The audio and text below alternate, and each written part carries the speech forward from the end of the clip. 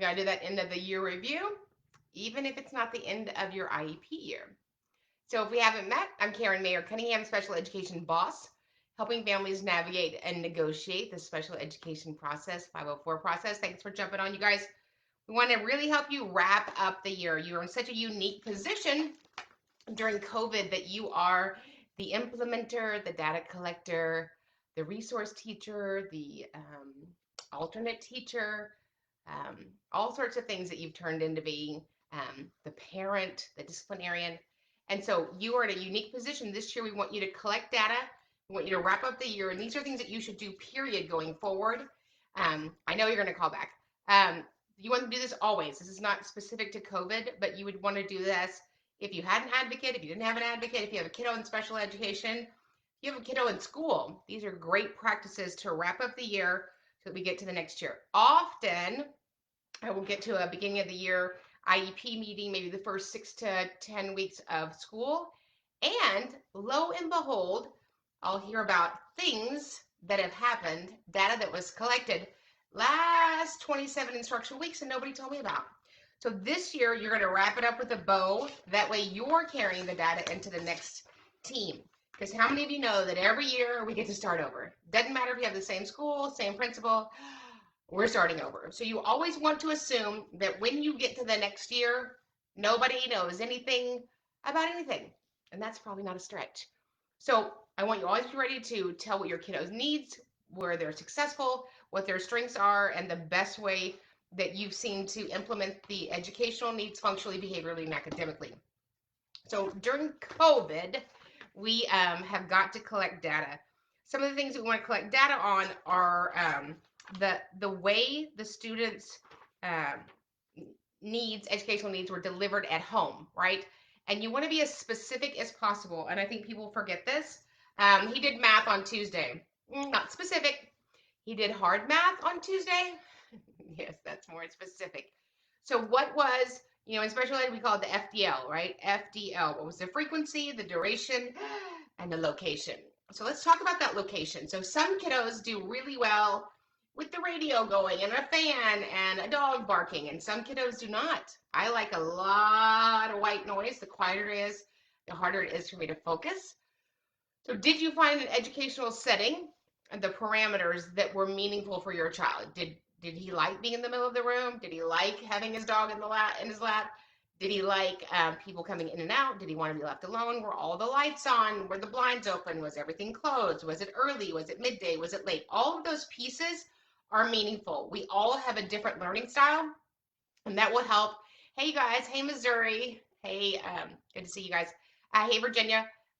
We want to know what is the best way our child learns, because all of us learn differently.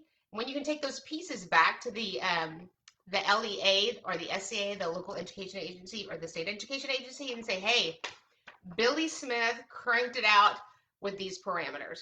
That will be really meaningful. So here are some questions that I want you to consider.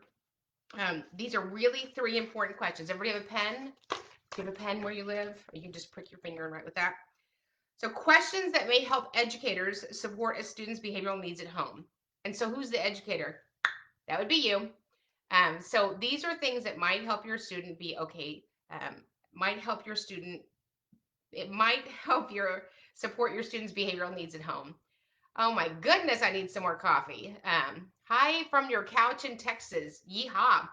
So these questions are unbelievably important. Number 1, where and when does learning take place at home? Where and when, and be as specific as possible. Where and when, as we would say in Spanish, ¿dónde vas? So where is it successful? And you might also want to add, where was it not successful, right? You don't want to have your kid clean their room and then throw out some chemistry and then have them mow the lawn.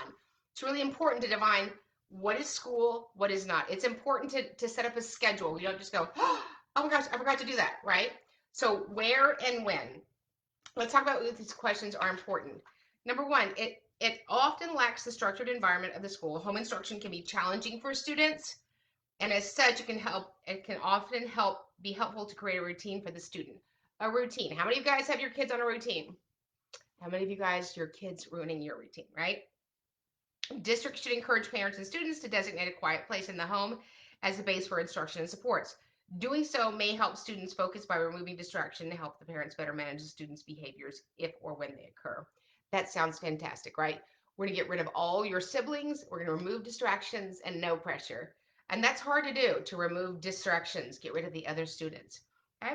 If a student engages in disruptive or challenging behaviors at home despite taking steps to create a structured environment, then districts might consider adjusting that environment and or providing additional assistance to the parent with regards to behavioral support. And while that sounds great, I don't know how the district is going to provide a different setting. You have a house, maybe you have a mansion, right? Or in Texas, we just have big cattle farms. There's only so many locations that I can plug in my laptop and do my remote learning. So was it effective? What were the things that stopped it from being effective? And what were the things that you implemented that increased successes in those areas? Number two, when and for how long are parents available to assist in instruction? And this is really important. How long are you able to assist with instruction? And were you really assisting? Or are you really just irritating your kid, right? Because our kids are telling us, that's not the way they do it. That's not the way they do it, Mom. That's not what she said, right? So are you assisting the learning? Are you helping them? Are you a distraction? Are you stressing them out? Are you wanting them to finish, right? So what are those parameters? Parents can be an invaluable asset to districts and students alike during extended school closures by assisting in instruction and educational supports. Districts should therefore know how often a parent can be available to assist students, as their presence or absence often affects how they should structure their educational plan as well as behavioral supports. And so we've talked about this at length. You guys are going to work. You guys are doing laundry. You've got 7 other kids. The dog is barking. The Amazon guy is ringing the doorbell, right? So there's a lot going on. Were you able to assist your child? A lot of my kiddos that I serve, they're not having it. Don't talk to me. You're not my teacher. This is home. That's school. So those are things that you need to really collect data on. So don't say that this week I did the Zoom. I did the Starfly or what Dreambox. I don't know, Starfall, whatever it is. What did you do? Was it attached to the IEP goals? Was the product you worked on attached to the IEP goals? Most of what my families are getting is not attached to any IEP goal at all. It's just learning stuff, right? So we were supposed to be collecting data on IEP goals and what kind of IEP goals we have: functional, behavioral, and academic. So when I have a kiddo and their task for this week is to organize the messiest drawer, while that's fantastic, I don't remember a messy drawer being a state standard. So that's something you want to figure out.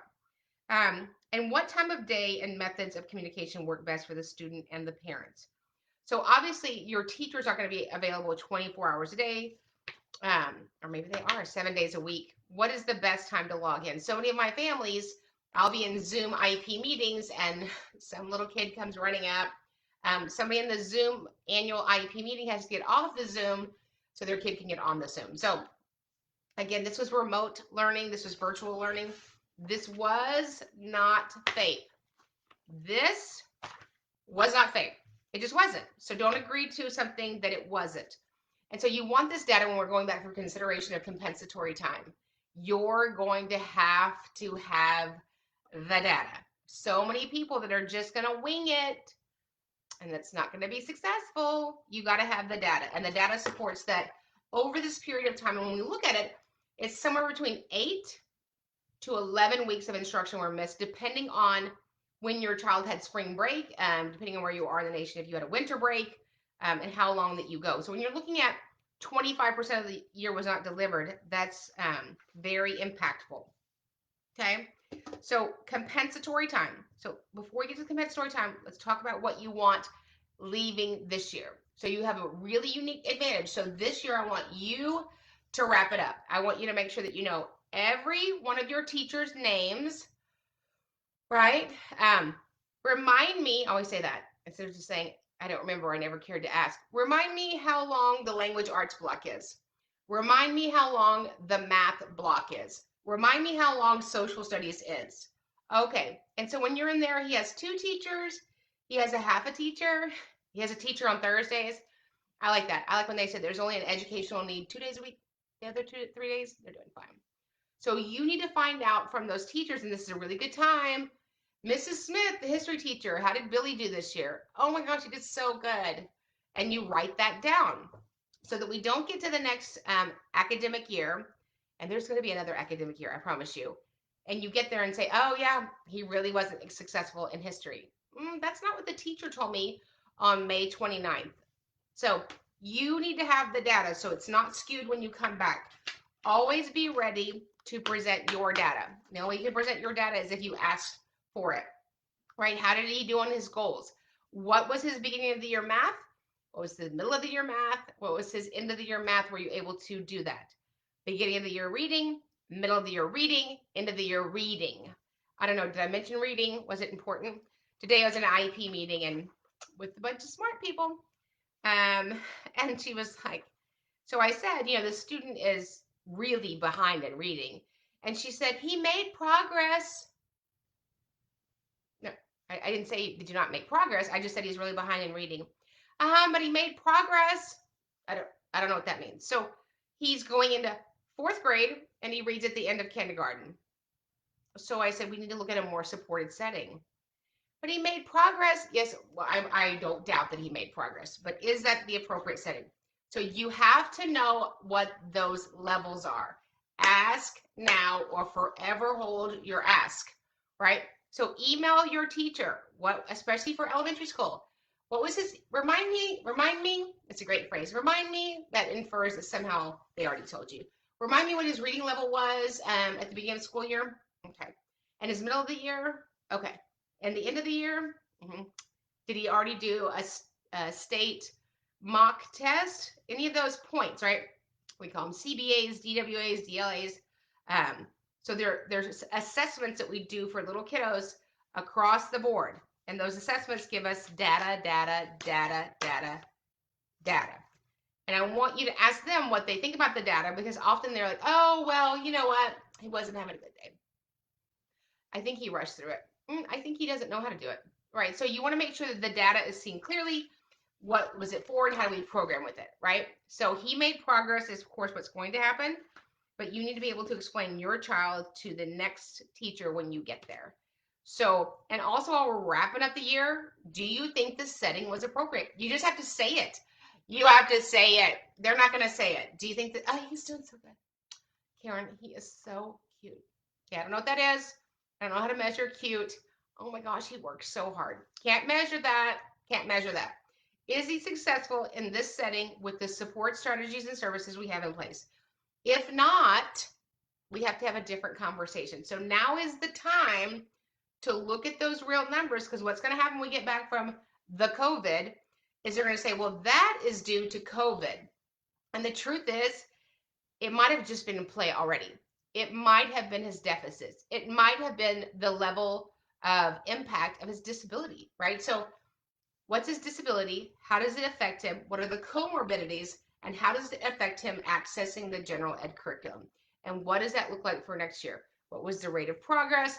What was the probability? So if he's in general ed language arts, ask the teacher, do you think general ed language arts for 4th grade will be sufficient? Well, and well means I agree with you, right? You have to ask those questions, because a lot of times the teachers have done all they know to do and they did their best and they send them to the next grade. And maybe that's the right setting, maybe it's not. It's your job to know that. Look at his IEP progress reports. Pull those out. He was supposed to get to 70% in 36 instructional weeks, and we're halfway through and he's at 15%. He's not going to make it. So you got to have those IEP progress reports. Well, it's not my annual IEP yet, Karen. That's okay. Have them send you the IEP progress reports before the year is closed, because we program based on one thing: feelings. Data. That's all we program based on. And so you need to have the data coming into the next year, what that looks like. Has there been regression? For some kiddos, there's actually been progression, right? You want to make sure that it's clean. When you go back and are asking for a meeting for consideration of compensatory time, and all you have is, I watched this video and this really mouthy lady from Texas said we get comp ed, but that dog ain't gonna hunt. You're gonna have data. Where was there an impact so visible that I can articulate the area of need, right? You're going to have to do that. Otherwise, we're going to get back into the COVID funnel and go, I heard somebody say the other day, you know what? We're just all going to be behind. We're just going to be behind. So I expect my child to be delivered that which is appropriate, nothing more, nothing less. If he didn't regress, hey guys, if he didn't regress, I'm not going to ask for compensatory time. Ding, ding, ding. We don't do that, right? But if he regressed and he needs some sort of compensatory time to provide relief, then you're going to have to initiate that and ask for that in a way that's purposeful and that it's meaningful and not a minute for minute, but what would be compensatory time that would serve the gap that he missed without penalizing him. So you're going to have to drive that train. I was had an interview today with somebody and he said, so you're going to go to the district and demand this? I'm like, I'm not a demander. That's silly. No, I'm going to go to the district and say, here's what happened, here's the impact, and here's the need. How can we collaborate to provide the student a measure of compensatory time to provide an educational benefit? It's not hours for hours, not minute for minute. We certainly don't want to penalize your child because we just had the world's longest spring break and for them to have even more makeup time when they come back. So Karen, have any that have ever, like I know, like Betsy DeVos calls me, do you know if we're going back to school? Yes, I do know. And I can't tell you. Of course, we're going back to school. So school districts around here, we're in a little tiny starter city called Houston, 6.4 million people who are fantastic drivers. Several school districts are already having ESY, extended school year. That's a service that's in place for kiddos that have had documented regression pre-COVID or concern for loss of critical skills. And so we are opening, the campuses are open. They are having in-person, belly to belly, maybe not belly to belly, but they're having in-person instruction, which leads me to believe that we will be abierto la puerta, open the doors. I probably said that wrong. So we're going to go back to school, whether anybody wants us to or not, even if I just have to drop off my kid. So, so that's what you need to know. You need to collect that data. You need to be prepared for a no. I know that's shocking, right? You need to be prepared for a no. You need to be prepared for this. We don't see it. You need to be prepared for that doesn't happen at school, right? You need to be prepared for that and ready to. The reason I say that I help families navigate and negotiate the IEP process, it's unfortunate that you have to negotiate it, but you do. So you're going to ask for something. You're going to ask for some staff member to deliver compensatory time. And there's only so many staff members to go around. There's 6 million children in America in special ed. 6 million. Okay. So you need to get at the front of the line. You need to be the squeaky wheel, a nice squeaky wheel, not ferocious, but clear and not move from your position. This is what I always say. I don't move my position based on your posse. So you need to be clear and firm and know what your position is. And then what are our options should that not occur? And we're going to talk about that later this week. We're going to talk about dispute resolution options. And so while I hope you never disagree with the school, this is the time of the year that myself and our team, we do a lot of filings for, besides COVID, for many reasons, but parents get to the end of a year, whether it's an academic year or IEP year, and realize all the things that they were believing for or promised didn't get delivered. And so there's a lot of filings that are done over the summer. Yes, we have, schools don't close in the summer, so mediation, due process, OCR, federal filings with the U.S. Department of Education, those go on year round.